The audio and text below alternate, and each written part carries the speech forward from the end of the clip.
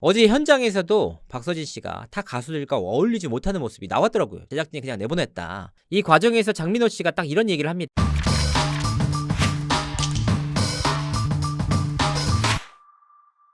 시청자 여러분 안녕하세요. 연예인 대통령 이준호입니다. 자, 많은 분들이 이제 관심을 가졌던 내용들이고, 제가 방송을 통해서 수차례 빌드업을 했던 방송, 바로 미스터트롯2가 어제 첫 방송을 했습니다. 많은 분들이 좀 관심을 갖고 있지만, 이 비하인드, 여러분들이 진짜 제일 관심을 많이 갖는 내용들이 아무래도 비하인드잖아요. 그래서 그 비하인드에 초점을 맞춰서 최적의 그 어느 곳에서도 나오지 않은 내용들을 실시간으로 취재를 해서 시청자분들에게 전달드리도록 하겠습니다. 바로 어저께 이제 불타는 트롯맨에 이어서 미스터트롯2가 방송이 됐습니다. 여러분들이 아시겠지만 이제 불타는 트롯맨이 8.3%를 기록하지 않았습니까? 그래서 오리지널인 미스터트롯은 얼마나 나올까? 많은 분들이 관심이 쏠렸습니다. 많이 나와도 12에서 13% 이렇게 봤는데, 어제 무려 20.2%라는 엄청난 시청률이 나왔습니다. 진짜 깜짝 놀랐어요. 어떤 이유 때문에 이 20%나 시청률이 나왔느냐, 이 점이 궁금하잖아요, 사실. 그래서 이 부분을 집중적으로 좀 취재를 해봤습니다. 여러 가지 이제 분석 포인트들이 있긴 한데, 그래서 과연 어떤 무기가 시청자들에게 통했나 보도록 하겠습니다. 사실 서혜진 대표가 가장 원했던 그림이 지금 미스터트롯이 갖춘 심사위원 그 느낌이에요. 미스터트롯2와 서혜진 대표가 치열하게 경쟁을 벌였어요. 바로 미스터트롯 탑7 멤버들을 섭외하기 위해서. 그 그룹들을 좀 따져보면 크게 두 가지 그룹으로 나눌 수 있거든요. 뭐냐? 임영웅, 영탁, 이찬원, 김호중, 송가인 등 양사 모두가 섭외에 실패한 카드. 이 밖에도 장윤정, 장민호, 김희재 등 섭외 성공 카드. 그러니까 이 섭외 전쟁에서 힘이 실린 상황에서 결정적으로 장윤정, 장민호, 김희재 등을 모두 TV조선에서 섭외를 하면서 미스터트롯2 측이 섭외 전쟁에서 승리를 했습니다. 이 섭외 전쟁에서 승리를 하면서 TV조선이 얻은 게 두 가지입니다. 시청률이죠. 20%가 넘는 시청률. 두 번째는 바로 미스터트롯2의 인재풀이에요.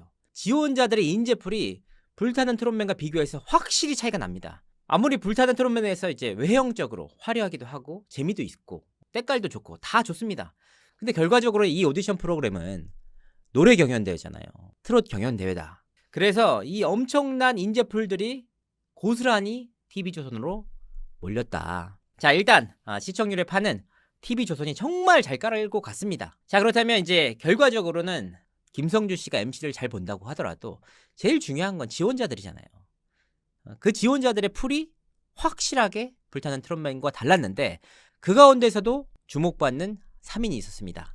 가장 핫했던 3인. 일단 첫 번째, 박성훈 군입니다. 바로 어저께 나훈아의 엄해를 소화하면서 올 하트를 받았습니다. 박성훈 군이 노래를 부를 때 이용기 씨도 13살 때부터 노래를 시작했다고 하더라고요. 근데 정말 말도 안 된다. 감성, 꺾기, 스킬까지 여러 가지 면에서 박성훈 군은 확실히 실력적으로 검증된 인물이다. 히든싱어에 나와가지고 송가인 씨 꺾고 우승했던 바로 그 친구 아닙니까?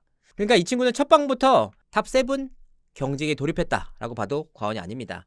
자, 그래서 어떤 내용을 취재했느냐, 이제 알아봤더니 이 친구가 히든싱어에 나온 이후에 엄청난 관심을 받은 거예요. 정말 각종 트로트 기획사들이 다 이 친구를 섭외하려고 달려들었다고 합니다. 전부 다 총력을 기울여서 박성훈 잡아라, 연락처라도 알아내려고 난리를 쳤는데, 결과적으로 박성훈 군은 아무것도 선택하지 않았습니다. 그때도 그랬고 지금도 박성훈 군과 관련된 일은 모두 아버지가 홀로 담당하고 있다. 이 오디션 프로그램의 출연 결정 이외에는 외부의 조언 다 차단한 채 그냥 박성훈 군의 마유의 길을 걷고 있다. 여러 가지 면에서 이게 정동원 군, 김태현 양, 그다음 김다현 양을 잇는 제목이다, 이렇게 평가를 받고 있는데, 외부의 개입과 조언이 한 점도 없는 상황에서 독보적으로 실력만으로 이렇게까지 클 수 있다? 이것만으로도 확실히 탑7 경쟁에 들었다, 이렇게 볼 수 있습니다. 두 번째는 방송 전에 제작진들과 심사위원들이 계속해서 입을 모아서 했던 말이 있어요. 뭐냐? 대학부를 주목해서 봐라. 그 대학부 가운데서도 가장 이제 독보적인 인물이 있었는데 바로 박지현이었습니다. 이 친구가 진성의 나쁜 놈을 성공해서 올 하트를 받았거든요. 초입부를 성공적으로 소화해내면서 최단 기간 올하트를 받았다. 종전 기록이 이찬원 군인데 이찬원의 기록을 깼다. 고민할 여지가 없었다. 첫 소절에 끝났다. 모든 게 완벽한 무대다. 극찬을 계속해서 받았습니다. 사실 근데 저는 처음 보는 가수예요. 뭐하는 친구지? 이제 익숙하지가 않았는데 알아보니까 업계에서는 좀 상당히 유명하더라고요. 왜냐? 이 친구가 노래가 좋아라는 프로그램에 나와서 4승을 했대요. 명예 졸업을 했고 특히 지난 5월 달에 사장님 기는 당나귀기에도 출연을 했다고 합니다. 장윤정의 후배 가수로 출연을 했는데 그러니까 방송을 통해서 이 친구는 이미 눈도장을 찍었다. 이날 방송에서는 수산업에 종사를 하는 인물처럼 나왔단 말이에요. 아니 방송에까지 이렇게 많이 나왔는데 수산업에 종사한다? 잘 안 믿기잖아요. 확인을 해봤습니다. 진짜 수산업에 종사를 하는 것이냐 사연을 만들어낸 게 아니냐 확인해보니까 부모님께서 여수 부근에서 수산업을 하고 있다고 합니다. 그래서 실질적으로 어머니와 아버지를 도와서 생선도 팔고 뭐 생선도 다듬고 이걸 도와준다고 하더라고요. 이 친구가 국민 가수라는 오디션에도 참가를 했다고 하더라고요. 그런데 방송에 단 한 회도 안 나왔대요. 왜냐? 그 비하인드에 대해서 좀 들을 수 있었는데 이 친구가 국민 가수라는 오디션에 지원을 해서 붙었대요. 그래서 이제 본 방송에 나갈 수 있는 상황이 됐는데 붙고 나니까 아무래도 나는 트롯 가수를 하고 싶고 미스터트롯 2에 출연을 하고 싶다. 그래서 최종적으로는 국민 가수 오디션 참여에 포기를 했다고 합니다. 그러니까 얼만큼 미스터트롯 2, 그러니까 트롯 가수에 대한 열망이 강한지 그걸 엿볼 수 있습니다. 참 당찬 친구고 그때 당시 그 국민 가수 제작진이 굉장히 이 친구를 탐냈다고 하더라고요. 왜냐하면 이 친구가 오디션을 볼 때 여수에서 그 수산물 트럭을 직접 몰고 오디션 현장에 나타났다고 합니다. 실력적으로도 좀 탄탄하고 외모도 훈남이잖아요. 그리고 수산업 그 트럭까지 갔던 그 히스토리까지 해가지고 이 모든 삼박자가 갖춰지면서 이 친구에 대한 관심이 굉장히 높았는데 그래서 제작진이 이 친구를 계속해서 설득했대요.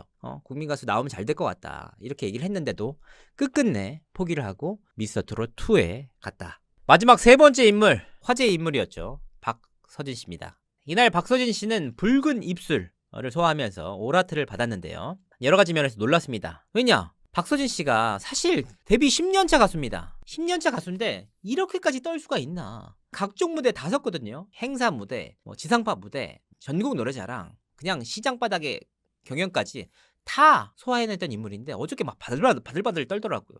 이 엄청난 떨림이 고스란히 무대로까지 이어졌다. 정말 납득이 안 갔어요. 박서진 씨가 어저께 얘기를 했죠. 장구까지 다 버리고 가수 박서진이라는 이름을 듣고 싶어서 이 무대에 섰다라고 했는데 솔직하게 적어도 어저께 무대만을 보고는 장구를 버린 효과를 전혀 못 봤습니다. 박서진 씨가 가진 실력을 100% 다 못 보여준 무대였다. 사실은 어저께 오라트가 안 나오고 떨어졌어도 할 말이 없었던 그런 정도였습니다. 물론 이제 후반부로 갈수록 다 매웠죠. 실력적으로 매웠기 때문에 오라트가 나왔지만 초반부가 너무 떨었고 그렇게 박서진이라는 이름값 그리고 많은 분들이 기대를 했기 때문에 솔직히 냉정하게 1절 부분만 봤으면 쉽지 않았거든요. 하지만 의도된 바는 아니라고 보입니다. 왜냐면 그 떨림이 정말 진정성이 있고 이 무대에 대한 욕망 그리고 어떻게든 올라가겠다. 그리고 정말 자기의 절실함의 표현이기도 하거든요.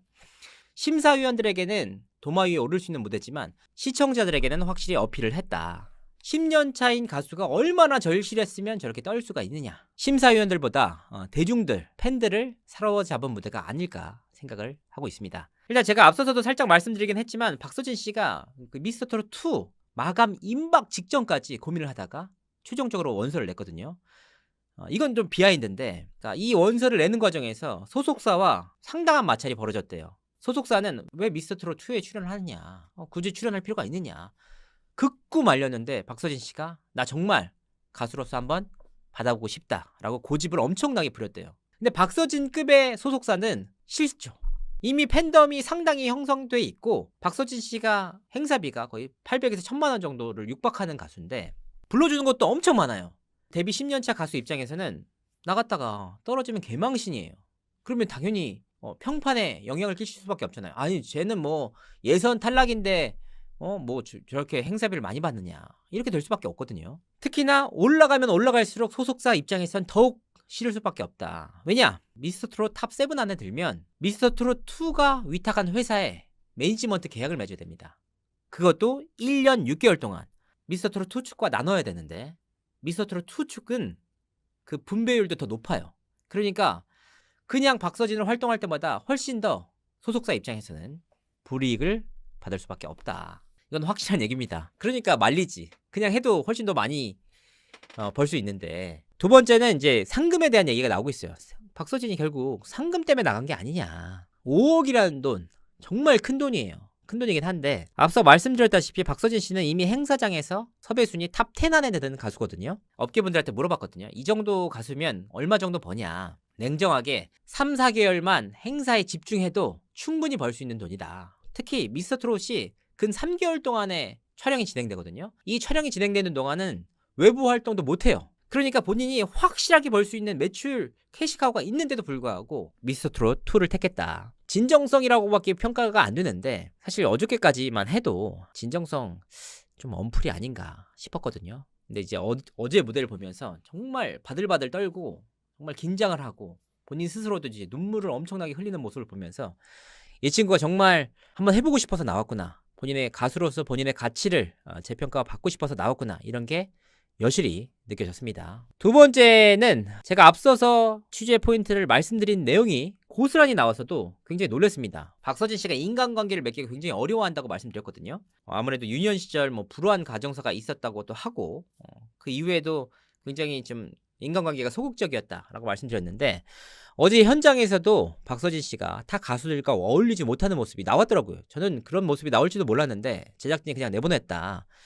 이 과정에서 장민호 씨가 딱 이런 얘기를 합니다. 함께 동료로 친한 동료가 반드시 필요하다. 함께 합숙도 하고 이야기도 나누면서 음악적으로도 더 발전을 한다. 앞으로 팀 미션을 하면서 합숙도 하는데 동료들이 지원군이 돼줘야 할 것 같다. 나와줘서 고맙다. 이렇게 얘기를 했습니다. 아무래도 이 친구가 불우한 어린 시절 겪고 10년 동안 데뷔한 이후에 뭐 다양한 인간관계를 맺는 게 아니라 계속해서 이제 가수 활동만 하다 보니까 심리적으로 굉장히 위축돼 있었고 관계를 맺는 부분에 대해서 어려워한다. 이 부분이 어제 방송을 통해서 다시 한번 나왔다. 솔직히 말씀드리면 이게 전략이라면 박서진 씨는 굉장히 잘 짠 겁니다. 결과적으로는 뭐 의도했건 의도하지 않았건 그건 제가 알 수가 없지만 영리한 무대였다.